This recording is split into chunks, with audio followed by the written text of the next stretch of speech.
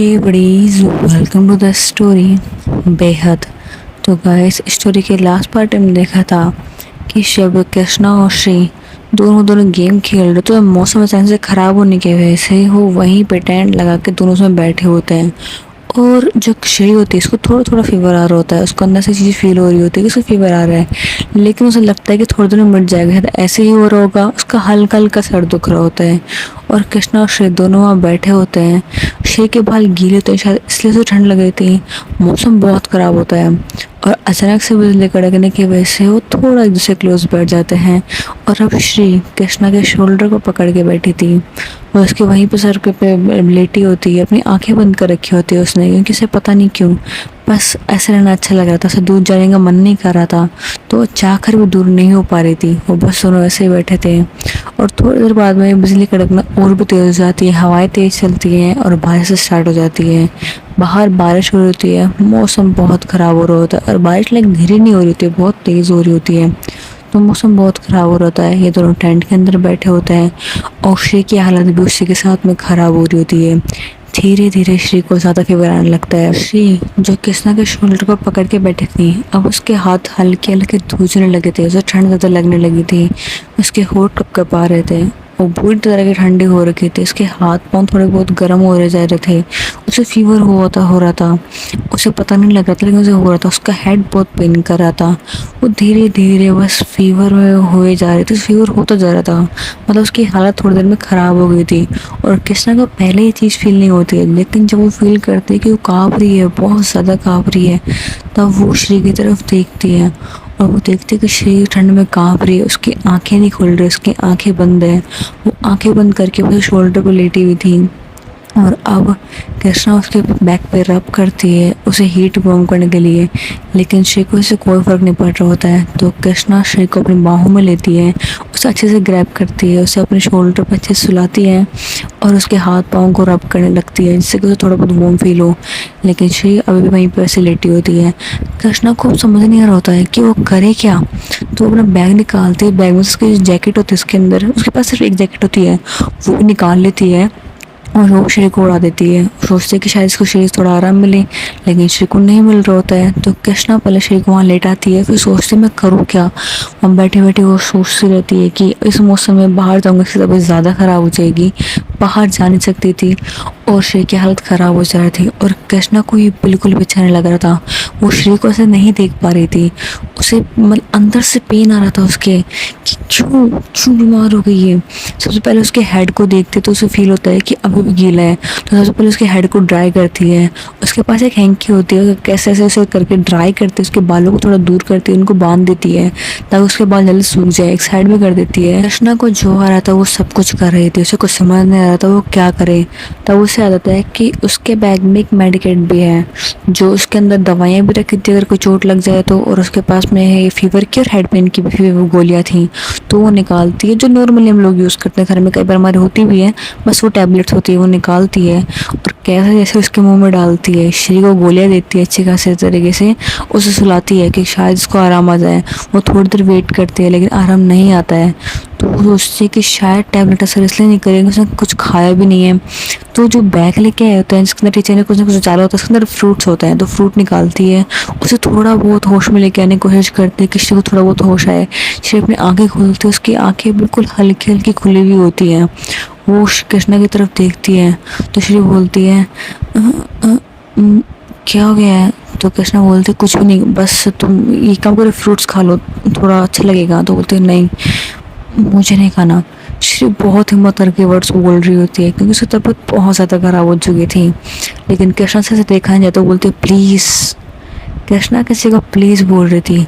तो श्री उस हालत में भी पता नहीं क्यों कृष्णा को मना नहीं कर पाई। उसे ठीक से खाया नहीं जा रहा था, लेकिन कैसे ऐसे उसने हाफ एप्पल खा लिया था, जिससे कि उसके पेट में थोड़ा बहुत कुछ गया था। और अब लगा था कि शायद मेडिसिन कुछ असर दिखाएंगी, लेकिन मेडिसिन असर करने में बहुत टाइम लगता और कृष्णा को देखा नहीं जा रहा था कि वो कैसे देखे। तो श्री का सर उठाती है, अपनी गोद में रखती है फिर उसके हाथ पाँव रब करने लग जाती है, उसके हाथ पाँव अच्छे से रब करती है और सोच रही होती है कि फीवर उतर जाए, फीवर उतर जाए। उसे कुछ समझ में नहीं आता क्योंकि आज तक उसने कभी किसी की इतनी केयर नहीं की थी। उसे कभी खुद भी फीवर होता था तो डॉक्टर को घर पे बुला लेती और टैबलेट लेके सो जाती। उसे खुद की भी इतनी फिक्र कभी नहीं हुई जितनी आज श्री की हो रही थी। श्री को थोड़ी देर में फीवर में नहीं देख पा रही थी, वो सोच रही थी बस कैसे से ठीक हो जाए, बस ठीक हो जाए।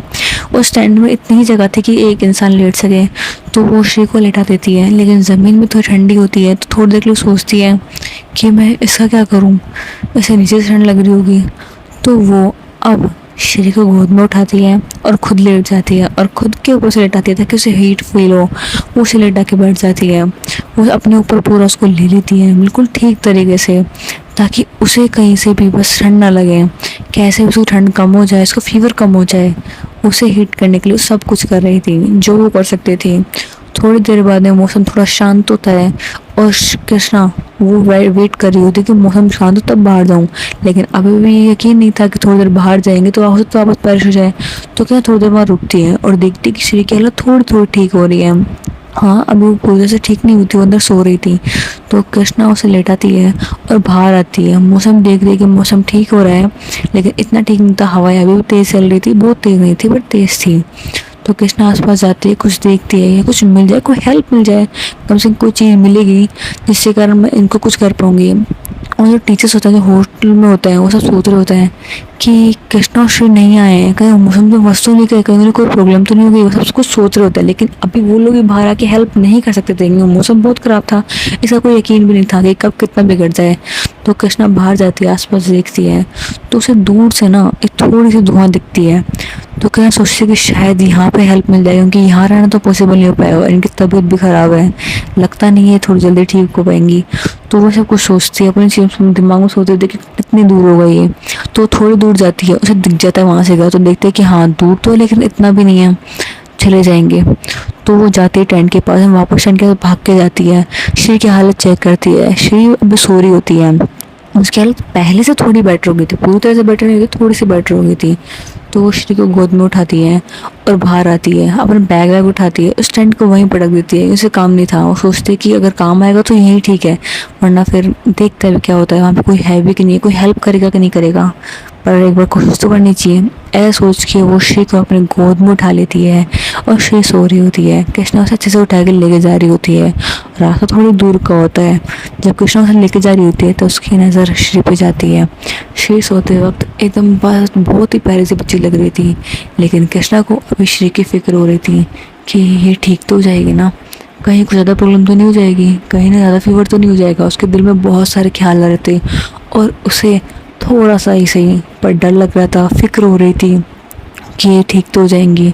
उसे बहुत इतना फील कभी किसी के लिए नहीं हुआ था ना। बस रास्ते में जा रही होती है, श्री की तरफ देख कर उसकी फिक्र कर रही होती है और थोड़ी देर में अपनी पूरी मेहनत करने के बाद में, क्योंकि उसने भी ज़्यादा कुछ खाया नहीं होता है और इतने घंटों की बारिश के बाद जब रात हो रही होती है तब उसे लेके जा रही होती है। उसमें भी इतनी हिम्मत नहीं होती, लेकिन कैसे ऐसे करके वो अपना पूरा जोर लगा करके श्री को वहाँ तक ले ही जाती है। वहाँ जाने के बाद उसे ये भी फिक्र होती है कि यहाँ पे कोई हेल्प करेगा भी कि नहीं करेगा। तो वो जाती है, पूरी उम्मीद से उस घर की तरफ देखती है। उसे हल्का से डोर पे खटखटाती है तो अंदर से एक ओल्ड आंटी निकलती हैं और बोलती हैं, कौन है और यहाँ पे कौन आ गया है, कहीं कोई चोर तो नहीं। वो अंदर सोचते हैं, पहले बोलती थी कौन है, पर उन्हें फिक्र होती कोई है तो नहीं। तो वो एक डंडा उठाती हैं और गेट खोलने के लिए जाती हैं और जैसे गेट खोलती हैं और उन डंडे को उठा करके श्री कृष्णा दोनों पर तान लेती हैं और मारने वाली होती है। तभी कृष्णा उस डंडे को पकड़ लेती है कि ये तो बड़े गुस्से में लग रही, लगता मार भी देंगी। तो जो कृष्णा है वो थोड़ा काम होती है, बोलती है, हाँ आप मार क्यों रही है। तो बोलते मुझे सब पता है, तुम लोग मेरे पास कुछ लूटने आए ना, देखो मेरे पास ना कुछ भी नहीं है, तो तुम लोग प्लीज़ चले जाओ, मेरे पास ऐसे कुछ भी नहीं तुम लोग ले सकते हो, तो तुम ना यहाँ पे क्यों आए हो। और तब वो बोलती है कि आंटी हम हेल्प के लिए आए हैं, हमको चोरी करने के लिए आए हैं, हमको चोर लगते हैं क्या हम। तो वो आंटी थोड़ा शांत होती है और एक बार उन दोनों तो देखते हैं। तो श्री को देखते तो बोलती है, अरे इस बच्चे को क्या हो गया है और तुम दोनों हो कहाँ से, यहाँ पे कैसे, मतलब जंगल में क्या कर रहे हो। तो वो बताती हैं कि वो अपने कॉलेज कैंपिंग के लिए आए थे और मौसम खराब होने की वजह से वो लोग अटक गए और फंस गए हैं यहाँ पे। तो कृष्णा की ये हालत देख करके, श्री को देख करके वो उन्हें अंदर लेती है, दरवाज़ा बंद कर देती है और जब उस घर के अंदर जाती है थोड़ी बहुत उसके अंदर हीट होती है, तो वो कृष्णा सोचती है कि चलो कोई बात नहीं, श्री को थोड़ा बहुत आराम तो मिलेगा यहाँ पे, तो अंदर लग जाती है। और वो आंटी थी तो थोड़ा बहुत घरेलू नुस्खे लगाती है, श्री के सर पे बट्टियाँ लगाती हैं और बोलती हैं कि टेंशन मत करो, ये फीवर है लेकिन ये ठीक हो जाएगी। आई थिंक शायद गीली होगी और मौसम ख़राब होने की वजह से शायद ज़्यादा बीमार हो गई है, पर टेंशन मत करो, सब ठीक हो जाएगा। तो कृष्णा बोलते हैं ठीक है आंटी, लेकिन यहाँ कोई हॉस्पिटल है क्या, मैं से ले जाऊँ, बीमार हो रखी है। तो आंटी हंस सिर बोलती हैं तुम्हें लगता है आसपास हॉस्पिटल होगा, और होता तो यहाँ पर तुम्हें कुछ लोग दिखते हैं, क्योंकि हॉस्पिटल होते हैं वहाँ आसपास लोग होते हैं ना, तुम भी कैसे बातें कर रही हो, लेकिन तुम फिक्र मत करो, टेंशन मत लो, मैं कुछ नुस्खे घर के नुस्खे जानती हूँ, उनसे ठीक हो जाएगी। तो बोलती है कि पक्का आंटी। तो बोलती हाँ, क्यों तुम यकीन नहीं क्या, सोचो जब तुम बीमार होती हो तो तुम्हारी मम्मा भी तुम्हारे लिए घर पे करती होंगी ना, काढ़ा बनाती होंगी, तुम्हें पिलाती होंगी, तुम्हारे सर पे गर्म पट्टियाँ रखती होंगी, तो तुम्हें तो पता ही होगा, तो तुम ठीक नहीं रहती थी क्या। तो कृष्णा उस वक्त चुप हो जाती है, सोचती है कि मम्मा ऐसा भी करती हैं क्या, पहली बार सुना है। तो बोलते हैं ठीक है आंटी। तो कृष्णा से बोलने के बाद में थोड़ा बाहर की तरफ चल जाती है, क्योंकि उससे वहाँ पे अच्छा नहीं लग रहा होता है, क्योंकि वो आंटी बार बार बता रही होती हैं कि माएँ तो ऐसी होती हैं, और जो पापा होते हैं वो उसके बच्चों के लिए कितना कुछ करते हैं, वो सब कुछ बता रही होती हैं। और कृष्णा को सब कुछ सुनना बिल्कुल पसंद नहीं था, क्योंकि उसे पता था कि शायद होता भी होगा, आई डोंट नो, लेकिन मेरे साथ में ऐसा नहीं है, और मैं चाहती भी नहीं कि मैं ऐसे लोगों के लिए फील करूँ जो मेरे अपने नहीं हों। हाँ, लोग नज़र में होंगे अपने सो कॉल्ड मॉम डैड, लेकिन मेरे नहीं हैं। तो ऐसा सोच के वो बाहर चली जाती है, थोड़ा बाहर की हवा ले रही होती है, इनके अंदर अच्छा नहीं लग रहा होता है। थोड़ी देर में श्री होती है, उसको थोड़ी तबीयत सही होने लगती है, और अब वो थोड़े आराम से सो रही होती है, अब फीवर में नहीं होती है, फीवर की वजह से नहीं सो रही होती है, वो थोड़े रिलैक्स होकर सो रही होती है। थोड़ी देर बाद कृष्णा अंदर आती है और श्री की तरफ देखती है, तो उसे अच्छा लगता है। वो श्री के हाथ पे हाथ रखती है और फील करती है कि उसके हाथ अब थोड़ा सही है, मतलब इतना गर्म नहीं है, अब थोड़ा सही है। तो उसे तरफ तसल्ली हो जाती है कि चलो ये ठीक तो है, थैंक गॉड, कम से कम फीवर उतर गया इनका, वरना मेरे को टेंशन हो रही थी। तो वो आंटी पता नहीं क्या क्या ला के उनको दे रही थी, और बोलती है वैसे तो मैं कब से यहाँ पे हो। तो बोली जब से आंटी मौसम खराब होता हम लोग यहीं आसपास कहीं रुक गए थे, हमारे पास था एक छोटा स्टैंड, उसके अंदर हम लोग रुक गए थे। तो आंटी बोलती है ओह, तो तुम वहाँ रुके थे, मैंने देखा था लेकिन मुझे लगा नहीं कि वहाँ पे कोई है, मुझे लगा शायद कोई अपना टेंट छोड़ गया होगा, मुझे पता नहीं था, वरना मैं तुम्हारी भैया की हेल्प कर देती। तो कृष्णा बोलती है थैंक यू आंटी, इतना करने के लिए भी, बस ये ठीक हो जाए। तो वो पूछती हैं तुम इनके लिए इतनी फिक्र कर रही हो, तुम्हारी लगती क्या है, तुम्हारी बहन है क्या। तो कृष्णा बोलती है नहीं आंटी, मैं बहन वहन नहीं है। तो बोलती क्या तुम्हारी दोस्त है। तो शिव बोलती है नहीं आंटी, ये मेरे कॉलेज की प्रोफेसर है, हमें पढ़ाती हैं। तो बोलती क्या, ये इतनी सी बच्ची कॉलेज में पढ़ाती है, मुझे लगा तो वहाँ साथ पढ़ती होगी। तो कृष्णा स्माइल करती है, और मतलब उसकी फेक स्माइल होती है, वो हमेशा ऐसे स्माइल करती थी जिन लोग सामने से करनी होती थी, तो स्माइल करके बोलती है नहीं आंटी ऐसा नहीं है। तो आंटी को कहीं ना कहीं फील होता है कि ये कुछ छुपा रही है। तो बोलती है बेटा वैसे मेरे बाल देख रही हो सफ़ेद हो गए हैं, मैं धूप में नहीं किया है, तो तुम ना मेरे सामने फेक स्माइल करना बंद करो, और बताओ ऐसा क्या हो गया है जो तुम इतना परेशान लग रही हो। तो कृष्णा बोलते हैं मैं और परेशान, मैं किसी चीज़ से परेशान नहीं हूँ, बस मेरी मैम की थोड़ी तबीयत ख़राब हो गई थी, तो सोच रही थी कहीं ऐसा ना हो कि मैं वापस जाऊँ उनकी तबीयत ख़राब हो, तो कॉलेज वाले निकल जा में उस पर लगाते हैं कि नहीं तुम्हारे वैसे तबीयत ख़राब हुई है, तुम्हारा तो बिल्कुल ठीक हो, लेकिन इनको तो कितना फीवर हो गया है। तो बोलती है हाँ, तो तुम इस बात से परेशान हो, लगता तो नहीं है। तो कृष्णा बोलती है sorry aunty, but I don't think so कि मैं किसी और चीज़ से परेशान हूँ, उसके अलावा आई डोंट नो आप किसकी बात कर रहे हो। तो बोलते चलो ठीक है, लेकिन हाँ ये बात भी सही है, तुम्हें कुछ भी नहीं हुआ, इन्हें इतना कुछ क्यों हो गया, शायद ये गिरी थी इसलिए। तो बोलते हैं हाँ शायद इसलिए हो गया होगा, मुझे तो कुछ भी नहीं हुआ। तो वो बोलते हैं कि ठीक है 1 मिनट रुको। तो कृष्णा के सर पे हाथ रखती है, उसके हाथों को चेक करते हैं और बोलती है कि बेटा फीवर तो तुम्हें भी है, ज़्यादा नहीं है, मतलब इतना नहीं है इसका तो था, लेकिन तुम्हारे भी फीवर तो है, तो मुझसे झूठ तो मत बोलो, तुम मुझे ही बता सकते तुम्हारा फीवर हो गया है, मैं तुम्हें देख देती, तुम्हें सही कर देती, थोड़ा बहुत तुम्हें दवाई दे देती, मुझे पहले बोल दिया होता ना।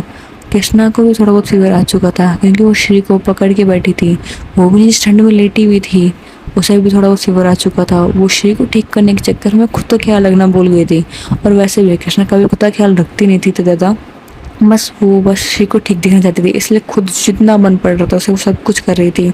और इसलिए शायद उससे भी थोड़ा फीवर आ गया था। उसके हेड में पेन हो रहा था, लेकिन वो नॉर्मल पेन समझ के इग्नोर कर देती कि ऐसे हुआ होगा। वो हमेशा इग्नोर कर देते अपने पेन को। लेकिन जब श्री को फीवर हुआ था तो उसे इग्नोर नहीं कर पा रही थी, कोशिश करते हुए नहीं कर पा रही थी। उसकी हालत देख करके उसे टेंशन हो रही थी। तो आप समझ सकते हो कि उसे श्री के लिए कितनी फीलिंग्स होंगी। भले ही अब तक समझ में नहीं आ रही थी, लेकिन कहते हैं ना, कुछ चीज़ समझ में नहीं बल्कि दिल में आती है। और शायद श्री भी उसके लिए सेम था, उसे समझ में नहीं आया था लेकिन उसके दिल में तो आ चुकी थी। और कृष्णा को ये फील कब होगा पता नहीं, लेकिन अभी सिर्फ उसे उसकी केयर हो रही थी। तो वो श्री के साथ बैठी होती है और बोलती, नहीं आंटी मुझे किस चीज़ की ज़रूरत नहीं है, मैं ठीक हूँ, थोड़ा बहुत वो होगा, जाने दो इसे। तो बोलते जाने दो नहीं, ये बढ़ जाएगा, मौसम ख़राब है और भी बिगड़ सकती है, ठंड बाहर है, तुम थोड़ा बाहर घूम के गए हो, तुम्हारी तबीयत और ख़राब हो सकती है, तो चुपचाप ले लो। तो वो काढ़ा बनाते हुए सब देती है। तो कृष्णा एक घूंट काढ़े की पीती है, उसे थूंगती, बोलती छी आंटी कितना गंदा कितना कड़वा सा है ये। तो बोलती है चुपचाप मुँह बंद करके पियो, तुम्हारी तबीयत से सही होगी। तो कृष्णा ने पहली बार किसी के मुंह से सुना था कि चुपचाप बंद करके पियो। उसके लिए कोई उसे ऐसे कहे, उसके लिए बहुत बड़ी बात थी, क्योंकि आज तक किसी ने भी उसकी तबीयत ठीक हो या ना हो किसी ने फिक्र नहीं की। उसने टैबलेट ली हो ना ली हो किसी ने फिक्र नहीं की। लेकिन आंटी ने जब सिर्फ इतना कहा, भले थोड़ा सा गुस्से से कहा था, लेकिन कृष्णा को उसे अच्छा लग रहा था। उसे फील हो रहा था, कोई अपनापन फील होता है ना, हमें फील हो जाती है जब हमें कोई फिक्र करता है। तो उसे थोड़ा सा अच्छा लग रहा था कि उसके लाइफ में थोड़ी सी केयरिंग सही भले किसी और की आ रही है। कृष्णा का दिल धीरे धीरे मेल्ट हो रहा था। और शायद कृष्णा को इसीलिए थोड़ा गुस्सा भी आने लगा था कि क्यों मेरे साथ ऐसा क्यों हो रहा है, मैं ये अलग और नई फीलिंग्स क्यों फील कर रही हूँ। इसलिए कृष्णा को अपने आप पे गुस्सा भी आ रहा होता है कि ये नई फीलिंग्स आ रही है तो नई प्रॉब्लम्स भी आएंगी, नई तकलीफ़ें भी आएंगी, और मुझे तकलीफ़ें नहीं झेलनी है। पहले लाइफ में कम प्रॉब्लम्स नहीं है, मुझे और प्रॉब्लम्स नहीं चाहिए, ना ही कोई फीलिंग्स है ना ही कुछ और। वो अकेले रहना पसंद कर रही थी, लेकिन उसे नहीं पता था कि वो भले कितनी कोशिश कर ले, अपने दिमाग में कितना ही कुछ कर ले, लेकिन होगा तो वही जब एक कमबख्त दिल जाएगा। वो कोशिश तो कर रही थी, उसे गुस्सा भी आ रहा था, लेकिन वो श्री तक देखती तो पता नहीं क्यों उसका गुस्सा हवा हो जाता है। थोड़ी देर बाद श्री उठती है और आसपास देखती है, तो देखती मैं किसी घर में हूँ। तो अचानक से उठती देखती हूँ मैं कहाँ गई हूँ, कहीं मैं सपना तो नहीं देख रही हूँ। आई थिंक मैं सपना देख रही हूँ। श्री बेटा उठ जा, अपने गाल पर थप्पड़ मारती कल को, बोलती उठ जा। तो कृष्णा दूर से देख रही होती है, वो कोने में बैठी होती है, वो देख रही होती है को चेहरे पे मार रही है। तो कृष्णा बोलती है अपने हाथों को तकलीफ मत दो, अच्छा इतना मारना है तो मैं मारूँ, आई थिंक आपको थोड़ा अच्छा लगेगा, आपके हाथों को तकलीफ नहीं मिलेगी। तो श्री बोलती है शट अप, तुम यहाँ क्या कर रही हो। तो कृष्णा बोलती है एक सेकंड, मैं यहाँ क्या कर, उसका जवाब बाद में दूंगी, आपने पहले क्या बोला इससे, शट अप। आप आई थिंक आप भूल गई हैं आप किससे बात कर रही हैं, तो आपको याद दिलाना पड़ेगा। नींदों में है अभी भी, तो देख लो मेरे तक एक तरफ, मैं कृष्णा हूँ, याद है ना, मैं कृष्णा हूँ, याददाश्त थोड़ी करी आपकी। तो श्री बोलती है अच्छा पापा ठीक है ना, आई एम सॉरी गलती हो गई है। तो हे गाइस, इसका पार्ट हम देखेंगे नेक्स्ट वीडियो में। आई होप आपको स्टोरी पसंद आई हो, and I am really sorry. आज स्टोरी का पार्ट बहुत छोटा है, लेकिन कुछ प्रॉब्लम्स है इसके कारण मैं अपलोड नहीं कर पा रही हूँ। I am sorry. Thanks for watching, bye buddies.